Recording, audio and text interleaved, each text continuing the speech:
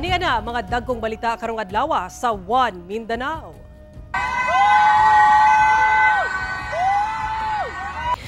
Kanhi Pangulong Rodrigo Duterte ana-ana sa The Hague Penitentiary Institution sa the Netherlands samtang naghulat sa trial alang sa iyang giatubang nga reklamo sa International Criminal Court.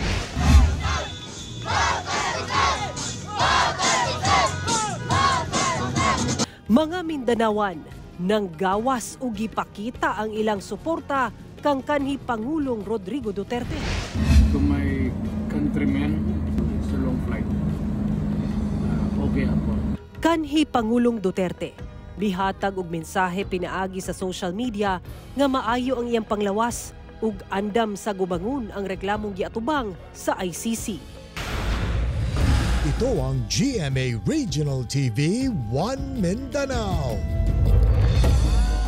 Mayong hapon Mindanao, ako si Sara Hilomen Velasco.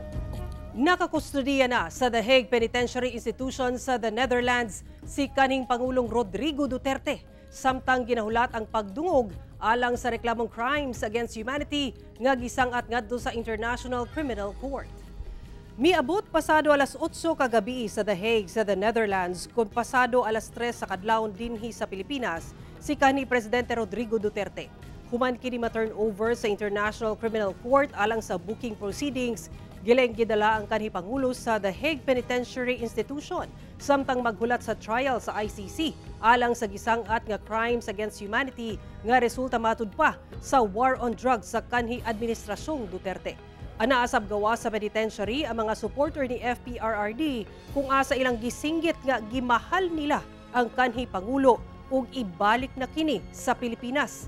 Samtang gibutyag sab sa Office of the Vice President kon OVP nga miabot na sab si Vice President Sara Duterte sa the Netherlands kaganinang pasado alas 3 sa kadlawon oras dinhi sa Pilipinas.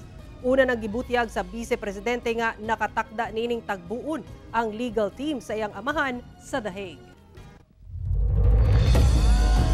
Sa nagpadayong pagsuporta sa daghang Mindanawan ngadto kang kanhi Pangulong Rodrigo Duterte, nagkadaiya ang pamaagi sa mga supporters sa nagkalain-laing sektor aron ipadayag ang ilang suporta.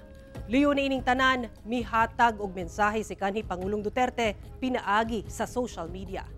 Atong sayron ng detalye sa live report ni Jandy Esteban. Jandy.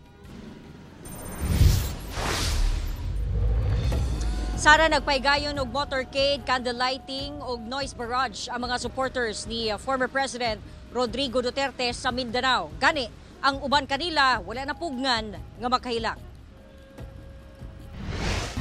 Uli ay nata Pilipino po natin. Ibalik si Tatay Digo. Ibalik ang among amahan sa Davao. Ibalik si Duterte. Duterte! Duterte! Kapin 1,200 fire volunteers, kauban ng Muslim community ug mga miyembro sa motorcycle group sa syudad ang misalmot sa usa ka motorcade sa Davao City kaganihang buntag. Kini aron isinggit ang suporta alang kang former President Rodrigo Duterte nga kasamtangang anaas sa The Hague sa the Netherlands. Human giaresto pinasikat sa ICC warrant kalabot crimes against humanity atong Martes, March 11. Tay, namin diri karon.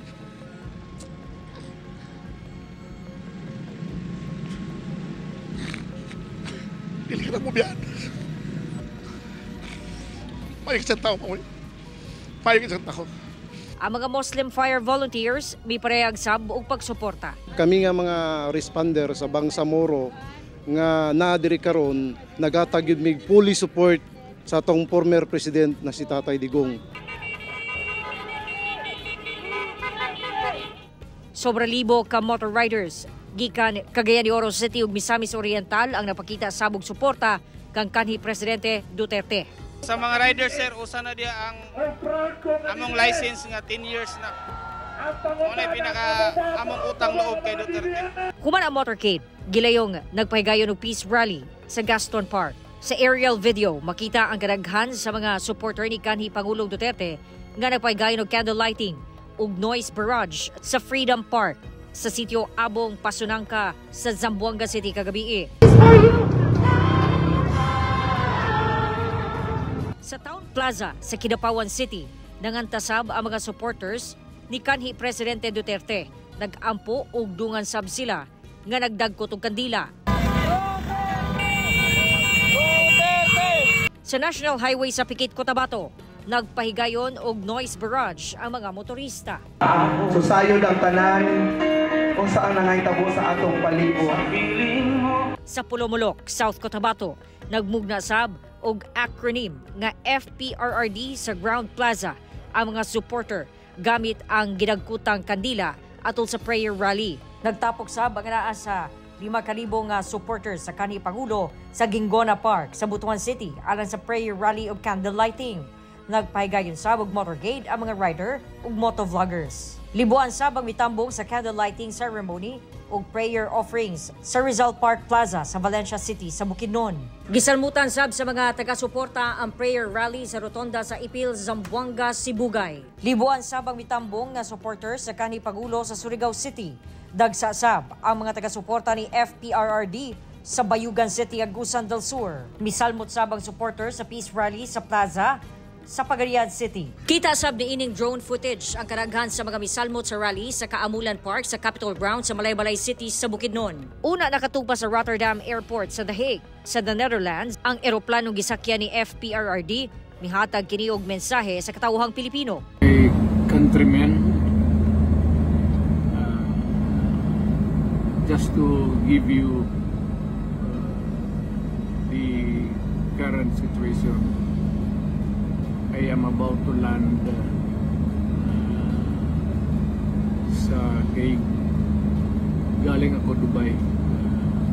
Stopover for it's a long haul, it's a long flight. Okay ako. Do not worry.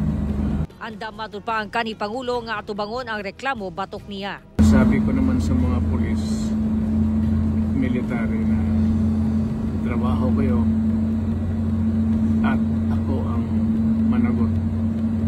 So ito na nga, will be a long legal proceedings. But I say to you, I will continue to serve my country at so be it. Kung ganun ang destiny ko. Salamat. Samtang naka-istorya usab ni Senador Bongo ang kanhi Pangulo pinaagi sa usa ka video call. Apan, wala na gidetalye kung kalabot sa unsa ilahang nahisgutan. Nanawagan ang senador sa katawhan nga iampo ang kanhi Pangulo. Sumala sa atuang na istorya por kaganihan nga mga misalmot sa motorcade dinhi sa Davao City, anda matud pa sila nga himuon kini adlaw-adlaw hangtod sa mabalik si kanhi Presidente Rodrigo Duterte dinhi sa Pilipinas. Samtang sa kinatibukan nagbalinawon ang pagpaigayon sa maong mga kalihukan dinhi sa Mindanao. Sara. Okay, daghang salamat, John D. Esteban. Gipakita sab sa puwersa sa mga motorista gikan sa Turil District, Davao City ang ilang pagsuporta kang kanhi Pangulong Rodrigo Duterte pinaagi sa usa ka unity ride kagabi. Gipanawagan sa mga Davaoenyo nga papauliu na sa syudad ang kanhi Pangulo. Ani ang report ni Argil Relator. Sa Rizal Park sa Davao City, usa sa mga nagsindi og kandila sa atubangan sa gimuntar nga Philippine flag ang 65 anyos nga si Nanay Charita. Ikaduhang gabi inamatod pa kininiyang pagtambong sa prayer rally agig pagparayag og suporta kang kanhi Presidente Rodrigo Duterte nga kasamtangang anaa sa detention center sa International Criminal Court kun ICC sa The Hague sa The Netherlands. Magsakripisyo matud pa siya nga matagabii sa panawagan nga ibalik sa Pilipinas ang kanhi Pangulo. Napakasama ng aking pakaramdam. Iyak ako ng iyak. Kasi ang nangyari sa kanya is talagang political persecution.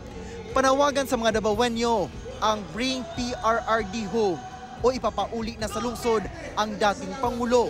Very overwhelming kay spontaneous kayo, walay organizer, nagdagsa lang ang tao, nagsugod lang to pag light na mo candle, nagdagkuan namin nag-live, nagabot-abot na siya. Let's bring back home Tatay Digong.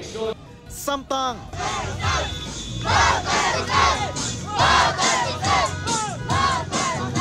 Gikan sa Turil, nagpanon ang mga motorista padulong sa San Pedro Street sa downtown Davao.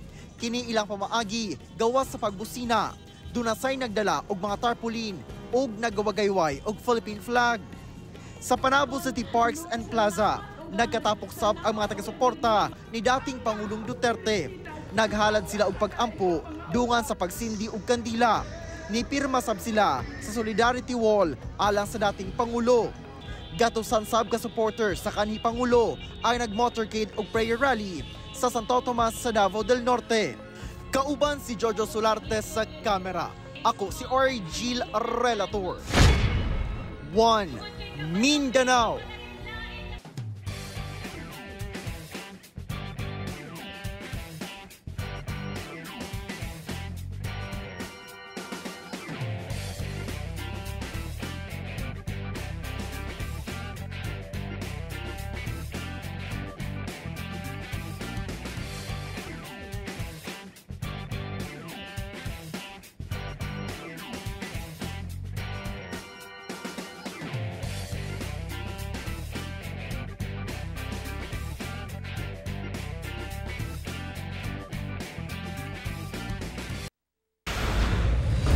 Ito ang GMA Regional TV 1 Mindanao. Karong anaa sa kustudiya sa International Criminal Court si kanhi Pangulong Rodrigo Duterte. Atong sayron ang estado sa iyang kandidatura sa ginaganang posisyon sa umaabot nga May 2025 elections sa Davao City. Ang detalye sa report ni Argil Relator live. Argil. Sara gikumpirma sa COMELEC 11 nga nagpabiling kandidato pagka-mayor sa Davao City si kanhing Pangulong Rodrigo Duterte. Una pa man giaresto o gidala sa gobyerno sa Pilipinas sa The Hague sa the Netherlands aron i-turn over sa International Criminal Court kun ICC. Mayoral aspirant sa Davao City si kanhi Pangulong Rodrigo Duterte. Luyos sa hitabo, gipaklaro sa mga taga-suporta niya nga nagpabiling kandidato pagka-mayor sa syudad ang kanhi Pangulo. Inusin pagyapon si Rodrigo, ikulang sila pa ng kaso ang katungod ang right to suffrage o ang right to be elected, wala pa na wala. Kandidato gihapon sa niya Rodrigo! Sumala ni Councilor Alrayan Alejandre na hisgutan na matud pa sa mga sakop sa hugpong sa tawong lungsod kon HDL nga maoy local political party ni kanhi Pangulong Duterte ang iyang kandidatura karong anaa siya sa ICC Detention Center sa the Netherlands. Dili matud pa apektado ang kandidatura sa kanhi Pangulo. Walay basis of disqualification.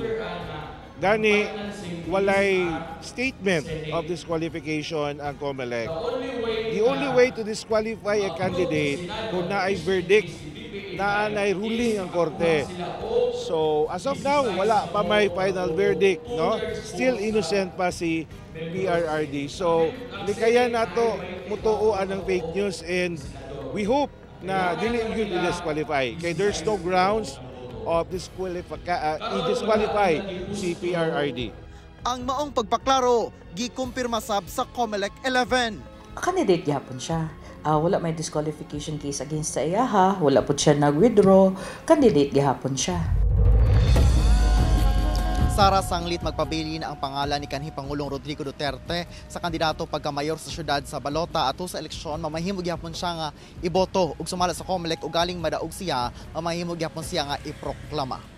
Sara. Okay, dagang salamat Argil Relator. Ato ng sayron ang dugang pang mga balita sa Mindanao. Makauban nato si Efren Mamak live sa General Santos City. Efren. Salamat, Sara. Gibutyag sa Davao City LGU nga magpadayon ang mga aktibidad sa 88 araw ng Davao. Gani karong Domingo ana sa 25,000 ka walking contingents ang gilaumang mosalmot sa culminating activity nga mao ang Parada Davaoenyo. Ano ang report ni Argil Relator. Naguol ang Davaoenyang sili sa pagdala kang kanhi Pangulong Rodrigo Duterte sa the Netherlands. Labi pa nga taliabot na ang kulminasyon sa 88th araw ng Davao. Hapit na ba atong araw ng Davao? Wala si tatay, di ba? So, murag, dili kompleto ang selebrasyon nga wala siya. Sumala ni Committee on Tourism Chair, Councilor Alrayan Alejandre, nga sakop sa araw ng Davao Execom. Padayon ang pagpahigayon sa mga aktibidad sa araw ng Davao. Well, so far wala pa gibago sa executive committee where I was a member. Wala gihapoy changes. The show must go on. Pero I'm sure na ay mga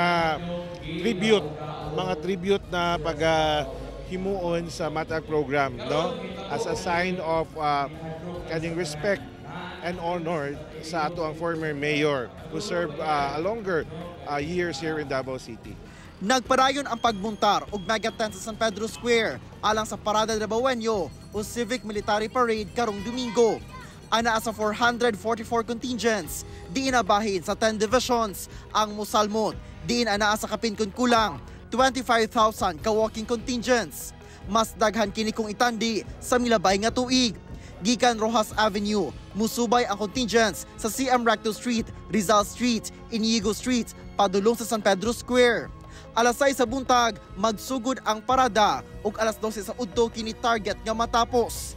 Gibawal ang political activity ato sa parada. We've been to a lot of things, but we still managed to stand tall and resilient. Mao lang jud ako maingon. And we are very proud to be Davaoenyo, and we cannot be called Davaoenyo for nothing. Kauban si Mature Awing sa kamera. Ako si Argil Relator. 1 Mindanao. Usa ka bodega sa mga agricultural supply nga iya sa lokal nga kagamhanan ang nasunog sa Alicia, Zamboanga, Sibugay. Dulan sa 200,000 pesos nga danyos ang natala sa mong sunog, sumala sa VFP. Ani ang report?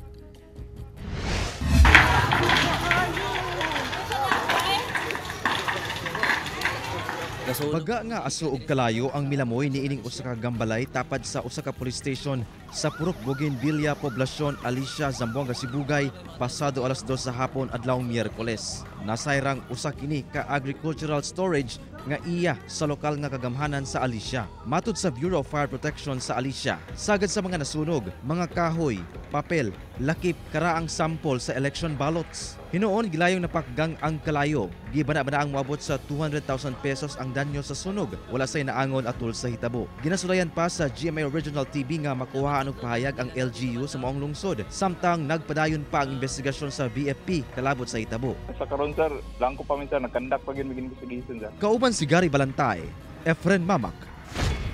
1 Mindanao. Arestado ang duha ka mga lalaki human misulay og palusot og mga smuggled nga gasolina sa Sitangkay, Tawi-Tawi. Moabot sa 2,000 ka litro sa gasolina nga gisakay sa usa ka bangka ang nasakmit sa otoridad atol sa gipaygayong Seaborne Patrol Operation sa otoridad sa Tugala, Sitangkay, Tawi-Tawi Sabado sa hapon. Mukan tinad kini sa 130,000 pesos. Mato sa Tawi-Tawi Maritime Police, nagikan ang maong kontrabando sa Sabah, Malaysia nga gisulay og palusot sa duha ka mga lalaking sospek padulong sa maong lungsod. Apan gumikan sa walay igong dokumento nga mapakita ang mga sospek, gilayon silang gidakop. Gikustudiya na kini karon sa Bureau of Customs Tawi-Tawi alang sa saktong disposisyon ug investigasyon. Posible sab nga mag-atubang og kaso paglapas sa RA 10863 kon Customs Modernization and Tariff Act ang mga sospek. Wala na sila mihatag og pahayag. Mitahan sa kasundaluhan sa Dato Saudi Ampatuan, Maguindanao del Sur ang 5 ka mga miyembro sa giingong teroristang grupo nga Dawla Islamia. Bit-bit ang ilang mga tag-as nga kalibre sa armas, voluntaryong mibalik sa sabakan sa gobyerno, kining 5 ka kalalakinan sa mismong headquarters sa 19th Infantry Battalion sa Barangay Kabengi, Dato Saudi Ampatuan, Maguindanao del Sur adlawng Martes. Matud sa 601st Infantry Brigade 6ID, ang maong mga mitahan, miyembro sa Dawla Islamia Hassan Group nga gituwang usa ka terrorist group. Ang mga mitahan nakadawat og cash assistance, bugas, mga produktong agrikultura, lakip usa ka motorsiklo gikan sa LGU. Dugang sa kasundaluhan nga ang maong pagtahan resulta sa ilang pagpadasig sa Mobile Community Support Sustainment Program alang sa kalinaw. Pipila ka mga gambalay sa gobyerno ang nadanyos ato sa sunod-sunod nga pagtayog sa magnitude 4.6 ug 4.9 nga linog sa Wao, Lanao del Sur ni adtong weekend. Ang detalye sa report ni James Paulo Yap. Naguba ang atubangan nga bahin ni ining fire station. Buak nga samin ug buak nga dingding sa usa ka moske. Pipila lamang kini sa gibiling danyos sa linog nga mitayog sa lungsod sa Wao, Lanao del Sur niadtong adlawng Sabado ug Domingo. Sa advisory nga gipagula sa Philippine Institute of Volcanology and Seismology, CONFIVOX, Marso 6 gitayog kini og magnitude 4.6 ug nasundan og magnitude 4.9 pagka Marso 8. Nung March 6, yun yung una, pero it's 4.6 lang. Tapos sumunod yung nung March 8 yung around 12:53 AM, meaning mas malakas 4.9. Yung magnitude 4.9 na yun yung nag-cause ng damages to some structures, particularly government and residential houses. Sa inisyal nga tala sa PDRRMO Lanao del Sur, dili moubos sa 20 ka mga gambalay sa gobyerno ang apektado sa maong linog. Lakip ang Rural Health Center, Tourism Office, hasta sab ang ilang munisipyo ang adunay danyos. Hinuon na undang na ang mga aftershock kagahapong adlaw. Apan nagpahimangno gihapon sila sa mga residente nga mag-igmat og dili kalimtan ang duck, cover and hold kung mubalik man ang pagtayog sa ilang munisipyo. So far, wala pa namang as in building or structure na totally bumagsak talaga. We are fortunate kasi wala tayong fatality na na-record. Only two minor injuries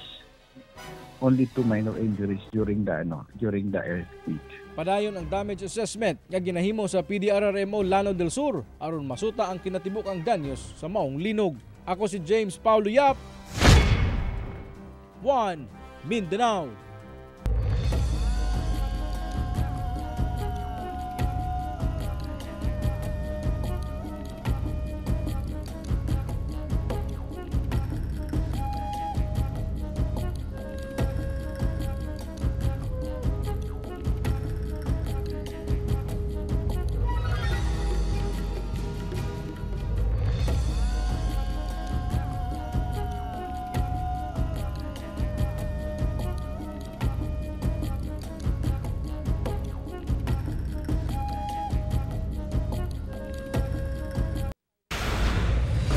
Ito ang GMA Regional TV 1 Mindanao.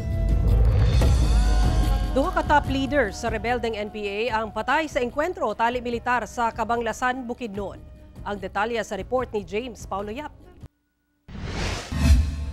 Sa nagpadayon nga focus military operation sa 403rd Infantry Brigade sa Bukirumbahin sa Bukidnon, laing engkwentro na sab ang natala tali NPA ug militar sa Barangay Iba, Cabanglasan, Bukidnon niadtong adlawng Lunes. May resulta kini sa pagkamatay sa duha ka mga top leaders sa NPA nga galihok sa Bukirumbahin sa Bukidnon ug Caraga Region. Gani sa video nga kuha sa usa ka netizen sa lugar, makita pa ang usa ka military helicopter nga daw adunay ginasakay nga mga patayng lawas. Sumala sa uploader sa maong video, patayng lawas matud pa kato sa duha ka NPA nga napatay.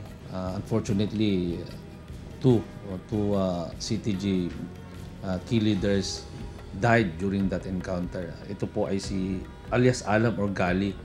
His true name is Alfredo Bunawan and another one is alias Joel.